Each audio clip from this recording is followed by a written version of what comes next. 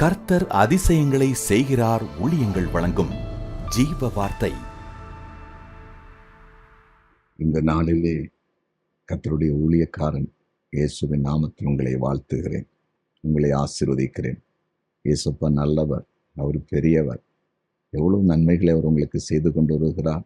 ஒவ்வொரு நாளும் நீங்கள் ஜீவ வார்த்தையை கேட்கிறதுனால, அதை விசுவாசிக்கிறதுனால, அதை வைத்து ஜெபிக்கிறதுனால எவ்வளவு நன்மைகளை பெற்றுக்கொள்கிறீர்கள்.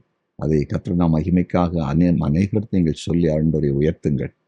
இந்த பிறந்தநாளை காண்கிற உங்களை வாழ்த்துகிறேன். திருமண நாளை காண்கிற குடும்பங்களை வாழ்த்துகிறேன். கர்த்தர் உங்களை ஆசீர்வதிப்பார். இந்த நாளின் ஜீவார்த்தைக்கான வசனத்தை கேட்போமா? 1 நாளாகமம் 16வது அதிகாரம் 10வது வசனம்.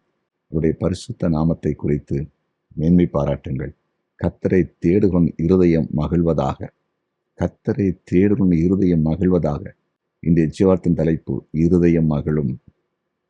இருதயம் மகிழும். நம்முடைய இருதயத்தை மகிழ்ச்சியினால் நிரப்புகிற ஒரு ஆண்டவர், சந்தோஷப்படுத்துகிற ஒரு ஆண்டவர். மகிழ்ச்சி என்றால் சந்தோஷம், இருதயத்தில் ஒரு சந்தோஷம். ஒரு பழமொழி சொல்வார்கள், அகத்தின் அழகு முகத்தில் தெரியுன்னு சொல்லி. இன்னைக்கு ஏன் அனைவருடைய முகம் இருண்டு போயிருக்கிறது, ஒரு பிரகாசம் இல்லாமல் இருக்கிறது? சோகத்தில் ஏன் இருக்கிறார்கள்? இருதயத்தில் மகிழ்ச்சி இல்லை, இருதயத்தில் சந்தோஷம் இல்லை, இருதயத்தில் துக்கம். யோவான் 16 அதிகாரம் 20 வசனத்தில் ஆண்டவர் இயேசு கிறிஸ்து என்ன சொல்லி இருக்கிறார்? உங்கள் துக்கம் சந்தோஷமாய் மாறும், உங்கள் துக்கம் சந்தோஷமாய் மாறும். இன்னைக்கு கர்த்தர் உங்களோடு பேசி கொண்டிருக்கிறார். இருதயத்தில் சத்துரு துக்கத்தை வைத்து, கவலையை வைத்து உங்களை இந்த உலகத்தில் சமாதானமாய் வாழ முடியாதபடி அப்படியே கட்டி வைத்திருக்கலாம். அந்த கட்டை இன்றைக்கு ஆண்டவர் உடைப்பார்.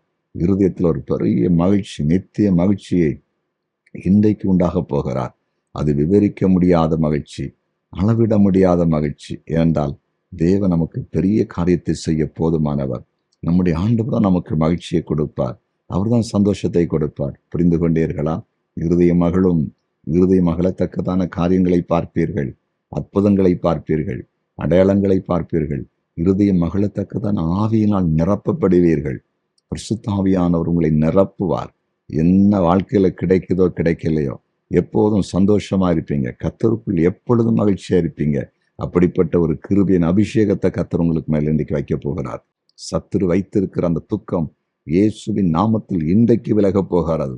இன்றைக்கு விலக போகிறது, இப்பொழுதே விலக போகிறது. அந்த இருதயத்தின் துக்கம்தான் உங்களை ஏன் இந்த உலகத்தில் வாழ வேண்டும் என்ற ஒரு கேள்வி எழுப்பி விடுகிறது. அந்த கட்டை உடைத்து போடுகிறார். கர்த்தருடைய வல்லமை தொட்டுகிறது இப்பொழுதே. விசுவாசிப்பீங்களா? ஜெபிப்போமா? ஜெபிக்கலாம். நன்றி. இருதயம் மகிழும் என்று சொன்னீரே. ஆம், யாரெல்லாம் இருதயத்தில் துக்கத்தோடு இருக்கிறார்களோ அவர்களை இப்போது விடுதலையாக்கி இருதயத்தை மகிழ பண்ணும். பரிசுத்த ஆவியானவரே, உடைய பிரசன்னம் இறங்குவதாக. துக்கத்தின் கிரியைகள் விலகுவதாக. ஆண்டவரே, பயம் விலகுவதாக. தற்கொலை எண்ணங்கள் விலகுவதாக. குழப்பங்கள் இயேசுவின் நாமத்தில் விலகுவதாக. நீர் ஜெபத்தை கேட்டீர், அதற்காய் ஸ்தோத்திரம். குறிப்பாய் வியாதிப்பட்டவர்கள் இப்போ சுகமாக்கப்படட்டும். உச்சம் தலைந்து உள்ளங்கால் வரையிலும் ஆண்டுடைய அற்புதமான சுகமளிக்கிற வல்லமை இறங்குவதாக. உலக கவலையினால் யாராவது ஒடுக்கப்பட்டிருந்தால் அதிலிருந்து விடுதலை தாரும். ஆண்டவரே, விடுதலை தாரும். சரீர நன்மை, உலக நன்மை, ஆவிக்கு நன்மை பரிபூர்ணமாய் கொடுத்து ஆண்டவர் உம்முடைய பிள்ளைகளை ஆசீர்வதிக்கும்படியாய் ஜெபிக்கிறேன். உம்முடைய சித்தத்தை தொடர்ந்து செய்யட்டும். குறிப்பாய் இந்த நாளில் ஒரு அதிசயம் நிச்சயமாய் நடப்பதாக.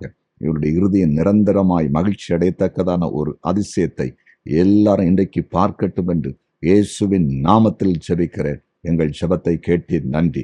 இயேசுவின் நாமத்தில் பிதாவே. ஆமேன், ஆமேன், ஆமேன்.